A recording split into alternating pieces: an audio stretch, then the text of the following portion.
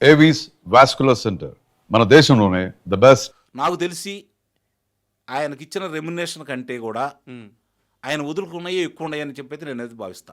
ఇది చాలామంది చెప్తారు సార్ ఇదే మాట.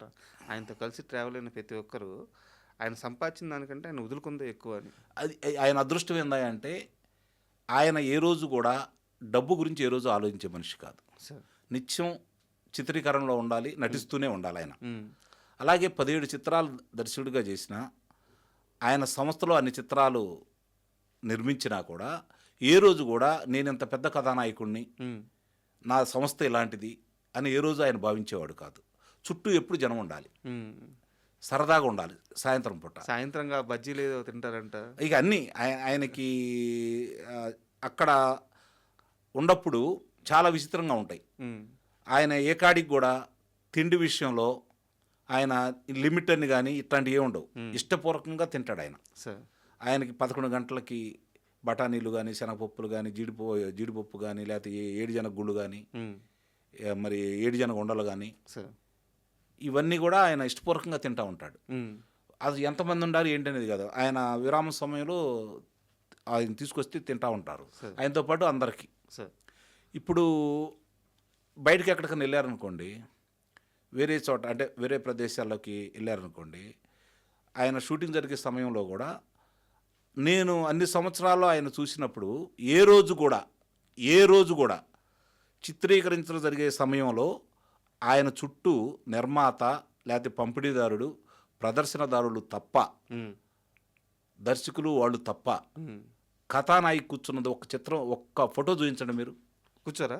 ఆయన అంత ఏళ్ళతోటే ఎప్పుడు సంభాషణ. ఉమ్, అసలు ఆయన లోనికి వచ్చేటప్పుడే అందరికీ good morning good morning good morning అనుకుంటూ వస్తారు. ఉమ్, ఆయన అట్లా ఆయన మరి ఎందుకు అట్లా అలవాటైందో నాకైతే తెలియదు, కానీ అందరికీ గుడ్ మార్నింగ్ అని చెప్పుకుంటూ సెట్లోకి వచ్చేవాడు ఆయన. సార్ అంత చిన్న పెద్ద అంత పెద్ద ఆయన. అంత పెద్ద ఆయన. చాలాసార్లు చెప్పారు, రాజేంద్ర ప్రసాద్ గారు కావచ్చు, రాజా రవీంద్ర గారు కావచ్చు, చాలామంది, గిరిబాబు గారు కావచ్చు, ఉమ్, ఏ విధంగా చెప్పారో మనందరికీ తెలుసు. ఒక వ్యక్తి ఆయనతో పాటు ఒక చిత్రంలో నటిస్తూ ఉంటే అతని నటన కనుక ఆయనకు నచ్చితే, ఉమ్, అతని ప్రవర్తన కనుక ఆయనకు నచ్చితే, మళ్ళీ ఏదన్నా కొత్త చిత్రం నిర్మించేటప్పుడు, కథ చెప్పేటప్పుడు ఫలాని పాత్రకి ఇతను బాగుంటాడు అంటే ఫలానా అతను ఎందుకు తీసుకోకూడదని చెప్పేవాళ్ళు ఆయన. సార్ ఇదే మాట నేను ఒక 10 రోజుల క్రితం శివకృష్ణ గారిని ఇంటర్వ్యూ చేశాను సార్. నా ఇంటర్వ్యూలో శివకృష్ణ గారు ఇదే మాట చెప్పారు. ఈ అబ్బాయిని పెట్టుకుంటే బాగా చేస్తుండ్రు కదా, ఈ అబ్బాయికి ఇచ్చేని ఛాన్స్ అని చెప్పి అడగకుండా రెఫర్ చేస్తారంట. కథానాయకుడు ఎవరు, ఉమ్, కథ ఏంటి, ఒకసారి చెప్పిన తర్వాత కథ ఏంటి, ఇవేమీ పట్టించుకోకుండా నటించాడు ఆయన. సార్ ఇప్పుడు ఆయన మంచితనమే కాకుండా ఆయన తీసుకున్న నిర్ణయాలు ఈరోజు పెను సంచలనాలు. ఉమ్, తెలుగు చలనచిత్ర చరిత్రలో ఘట్టమనేని శివరామకృష్ణ అనే వ్యక్తి కృష్ణగా మారి తెలుగు చలనచిత్ర చరిత్రలో ఆయన పేరు సువర్ణాక్షరలిఖితంగా ఈరోజు ఉంది అంటే కారణం, ఈరోజు సాంకేతికంగా ఈరోజు మనం చెప్పుకునే ఎన్నో ఆ రోజు ఆయన పరిచయం చేశాడంటే ఆయన సాహసానికి మీరు ఒకసారి ఆలోచించండి.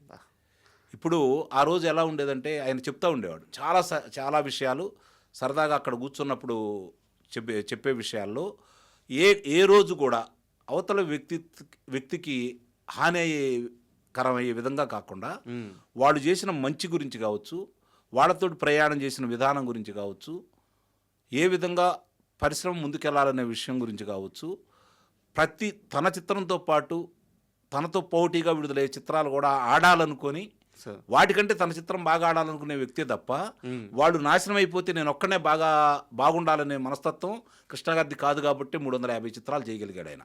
సార్ అయితే మీరు అంత దగ్గర ఉన్న మనిషి కదా సార్, నాకు ఒక చిన్న డౌట్ ఉంది.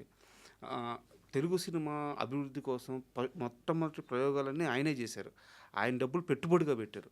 ఏ రోజైనా భయపడ్డారా? అంటే అసలు భయం అనేది ఆయన రక్తంలో లేదండి. ఏదన్నా ఒక టెక్నాలజీని అడాప్ట్ చేసుకునేటప్పుడు డబ్బులు పెడుతున్నాము, ఇది వర్కౌట్ అవుద్దో కాదో, జనాలు చూస్తారో తొలి ఈస్ట్మన్ కలర్ చిత్రం, తొలి రంగుల చిత్రం, ఉమ్, అలాగే తొలి సినిమాస్కోప్ చిత్రం, సార్. డాల్బీ సిస్టమ్, తొలి 70mm సిస్టమ్, ఇవన్నీ ఆయనే కదా పరిచయం చేసింది చిత్ర పరిశ్రమకి.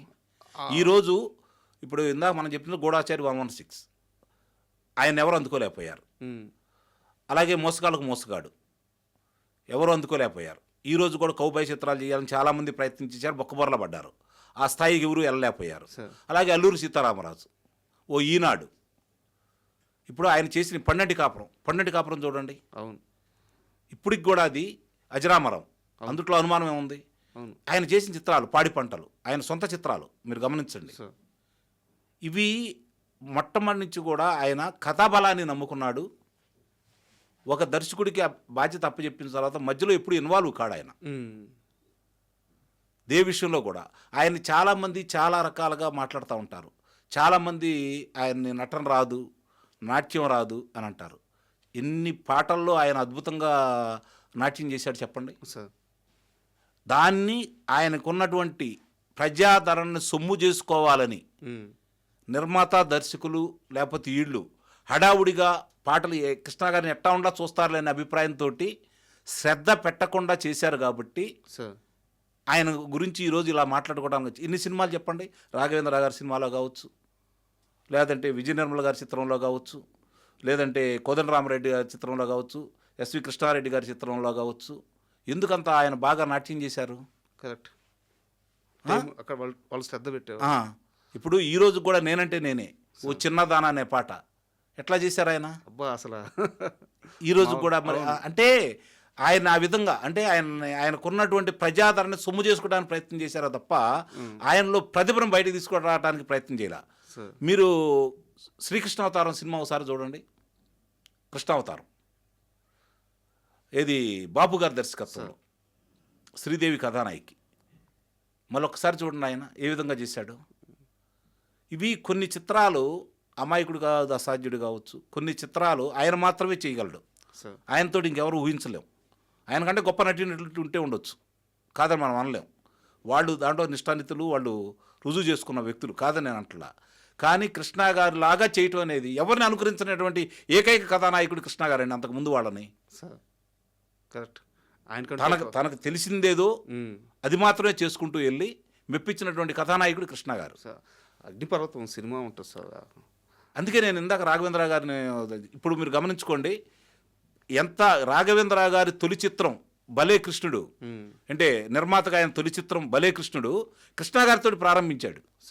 ఆయన సంస్థని ఎంత ఎంత ఇష్టమో నాకు తెలుసు. రాఘవేంద్ర గారికి కృష్ణ గారు అంటే ఎంత ఇష్టమో నాకు తెలుసు. తర్వాత జరిగిన కొన్ని సంఘటనల వల్ల వాళ్ళిద్దరూ కలిసి చిత్రాలు నిర్మించలేకపోయారు. కానీ రాఘవేంద్ర గారు ఆయన కృష్ణ గారంటేనే బాగా అభిమానం. ఇద్దరు చాలా బాగుంటారు అనమాట. అంటే చిత్రాలు అయితే నిర్మించలేదు కానీ వాళ్ళిద్దరు అనుబంధం అలానే కొనసాగింది, దాంట్లో అనుమానమే లేదు. కాకపోతే ఏంటంటే ఆయన ఉపయోగించడం మీరు అన్నట్టు అగ్నిపర్వతం ఒక మాస్టర్ పీస్. ఈరోజు కూడా ఆయన ప్రతి కథానాయకి ఎవరనేది చూసుకోకుండా ఎంతమందికి ప్రోత్సాహం ఇచ్చాడు ఆయన. కానీ మిగిలిన వాళ్ళందరూ కూడా అంటే ఆయన అట్లా ఉండబట్టే 350 చిత్రాలు చేశాడనేది నేనైతే భావిస్తున్నా. కారణం ఏంటంటే ఆయనతోటి చివరిలో కొన్ని తీసేస్తే ఆయనతోటి చిత్రాలు నిర్మించేసి నష్టపోయే నిర్మాతలకు అవకాశం ఇచ్చి మళ్ళీ ఆయన వాళ్ళ నిర్మాతలుగా నిలబెట్టాడు. రామారావు గారు కానీ కృష్ణ గారు కానీ వీళ్ళిద్దరి విషయంలో నిర్మాతలు అట్టడుగు స్థాయికి పోయినాడని ఒకళ్ళు చూపించండి మీరు. లేరు. కారణం ఏంటంటే వాళ్ళిద్దరికి కూడా మినిమం గ్యారంటీ అనేది ఉండేది. ఈరోజు కృష్ణ గారు ఓ చిత్రం విడుదలైతే 3వ వారం చిత్రం పోస్టర్ పెడితే డబ్బులు వచ్చాయి. 3వ వారం పోస్టర్ పెడితే డబ్బులు వచ్చాయి. అప్పుడు బ్రేక్ ఈవెన్ వచ్చేది. కారణం ఏంటంటే ఆయన మాస్ హీరో. చిత్రాలు నిర్మించడం ఒక ఎత్తు, చిత్రాల్లో నటించడం ఒక ఎత్తు, ప్రజాదరణ నిలుపుకోవడం ఒక ఎత్తు. Correct sir. ప్రజలు ఇచ్చారు ఆయన సూపర్ స్టార్. జ్యోతి చిత్ర నిర్వహించినటువంటి ప్రజాదరణ గల వ్యక్తులు ఎవరు అని చెప్పి సూపర్ స్టార్ బిరుదుకి ప్రజల యొక్క అభిప్రాయాలు తీసుకుంటే వరుసనే ఆయనే వచ్చాడు. మళ్ళీ ఆయన అది నిర్వహించిన రోజులు ఆయనే సూపర్ స్టార్. ఏదో ఆయనకై ఆయన పక్కన ఉన్న అవతల ఉన్న పెట్టిన పేరు కాదు, అది ప్రజలు ఇచ్చిన పేరు. అది ప్రజలు కృష్ణ గారిని ఆయన ఏ చిత్రంలో నటించినా కూడా తను ఊహించుకుంటారు. తన పక్కింటి వాళ్ళు గాను, తనలాగనో తన అన్నలాగనో నేను ఈ పాత్రలో నేనేమో అనుకునేవాళ్ళు చాలామంది ఉన్నారు. ఇప్పుడు అల్లూరి సీతారామరాజు చిత్రంలో ఆయన ఆ మాటలు మాట్లాడిన, భావోద్వేగంతో మాట్లాడిన, ఆవేశంగా మాట్లాడిన, ఆయన బాధపడుతూ మాట్లాడిన, మరి ఆ మాటలు మాట్లాడిన సందర్భంగా అవి డబ్బింగ్ చెప్పేటప్పుడు నోటెంట రక్తం పడిందంట. లౌడ్నెస్కి. ఆ, మరి ఆయన ఇప్పుడు ఆ చిత్రం గురించి కూడా మనం చెప్పుకోవాలి. వి రామచంద్రరావు గారు దానికి దర్శకులు. సార్ ఆయనకి అనారోగ్యం అయ్యి చిత్రీకరణకు రాని సందర్భంలో ఆ చిత్రాన్ని తనే దర్శకత్వం వహించి పూర్తి చేశారు కృష్ణ గారు. కానీ పేరు మాత్రం ఆయన పేరే వేసుకున్నారు. అది గొప్పతనం. అది అంటే చాలామంది చాలా రకాలుగా చాలా విషయాలు మాట్లాడుతూ ఉంటారు, కానీ కృష్ణ గారి గురించి ఎవరు ఎందుకు మాట్లాడరు, ఆయన ఎవరు ఎందుకు విమర్శించరు ఇంత మంచి పంచిన మనిషి మీద ఏమని విమర్శిస్తారు సార్? కదా. అంటే ఆయనతోటి నడిచినాలే కాకుండా ఆయన ప్రత్యర్థులుగా భావించే వాళ్ళు కూడా ఆయన గురించి వ్యక్తిగతంగా ఎవరు విమర్శించరు. సార్ నాకు అంటే యాక్చువల్గా ఇది చిన్న సరదా ప్రశ్న, కానీ సీరియస్గానే ఉంటుంది. ఎవరైనా మంచి వ్యక్తి, సరైన వ్యక్తి దొరికితే అడగాలని చాలా రోజుల నుంచి వెయిట్ చేస్తున్నాను. ఇన్ని రోజులు దొరికారు. మీరు కృష్ణ గారి సినిమాలు ఇయర్స్, బ్యానర్స్, డైరెక్టర్స్ పేరుతో సహా మొత్తం చెప్తున్నారు, వీరాభిమాని మీరు. సో అసలు కృష్ణ గారి ఫ్యాన్స్కి ఎన్టీఆర్ గారి ఫ్యాన్స్కి మధ్య ఆ వార్ ఎలా ఉండేది ఆ రోజుల్లో? అంటే చాలామంది ఏమనుకుంటారంటే ఇద్దరు వేరు వేరు అనుకుంటారు.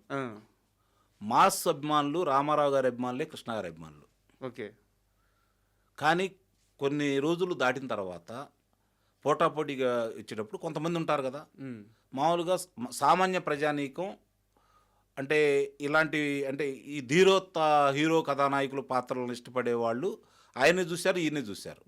కానీ మాలాంటి వాళ్ళు ఈయనకి ఎక్కువ అభిమానులు అయ్యారు. సార్ కారణం ఏంటంటే ఆ రోజు సాంఘిక చిత్రాల్లో కావచ్చు, ఈ కౌబాయ్ చిత్రాల్లో కావచ్చు, లేదంటే మామూలుగా గూఢాచారి చిత్రాల్లో కావచ్చు, ఈయన చేసిన విధానం, అలాగే ఈ అగ్నిపర్వతం ఇలాంటి చిత్రాలు వల్ల ఆయనకి రావటం అనేది చాలామంది అనుకుంటారు. కానీ అలా కాదు. రామారావు గారి అభిమానులు కృష్ణ గారి అభిమానులు పెద్ద వ్యత్యాసం అయితే ఉంటుందని నేను అనుకోను. కానీ ఒక స్థాయి దాటిన తర్వాత, ఒక స్థాయి వచ్చిన తర్వాత ఘర్షణలు ఏ విధంగా జరిగాయంటే చాలామందికి తెలియదు ఈ విషయం. ఘర్షణలు ఏ విధంగా జరిగాయంటే చిత్రం విడుదలైన సందర్భంగా ఈ రోజు ఏముంది, ఇంత సాంకేతిక పరిజ్ఞానం అందుబాటులోకి వచ్చిన తర్వాత కూడా పెద్దగా ఏమీ లేదు. ఆ రోజు ఏందంటే పాంప్లెట్లు వంచేవాళ్ళు, దాంట్లో వాడకూడని భాష కూడా ఉండేది. ఆపోజిట్ హీరో సినిమా మీద అయ్యా వాడకూడని భాష కూడా ఉండేది. అలాగే ద్వారాలు ఏర్పాటు చేసేవాళ్ళు, అభిమానులు ఏర్పాటు చేసేవాళ్ళు ద్వారాలు. పొద్దున్నే 4 గంటలకే చిత్రాలు మొదలయ్యాయి. విడుదలప్పుడు 4 గంటలకే మొదలయ్యాయి. కంచుకాగడ అయితే 1 గంటకే మొదలైంది. ఆ రోజుల్లో అది ఒక గొప్ప కంచుకాగడ. ఆ చిత్రం ఆ రోజుల్లోనే మామూలుగా మనకి అంటే అభిమానుల కోసం వేసిన దానికి అత్యధికంగా ధర నిర్ణయించారు దానికి. అది ఒక సంచలనం. ఇవి చాలా ఘర్షణ వాతావరణం ఉండేది. ఏ విధంగా వాతావరణం ఉండేదంటే రామారావు గారి అభిమానులైనా కృష్ణ గారి అభిమానులైనా పెద్ద వ్యత్యాసం లేకపోయినా కూడా రామారావు గారి అభిమానులు, నాగేశ్వరరావు గారి అభిమానులు, సోహన్ బాబు గారి అభిమానులు కృష్ణ గారి అభిమానులు జోలితో పెట్టుకోవాలంటే భయపడే వ్యక్తులు, మూర్ఖులు.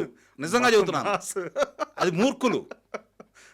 మామూలుగా అసలు మామూలు మాస్ కాదనమాట. అది ఒక రకంగా వదిలేసేవాళ్ళు, ఉన్మాదం, అది అంతే, పిచ్చి అంతే. దాని గురించి చెప్పుకోవడానికంటూ ఏమి లేదు. హీరో గారు అంటే అంతే, ఇక దాని గురించి ఏమి లేవు.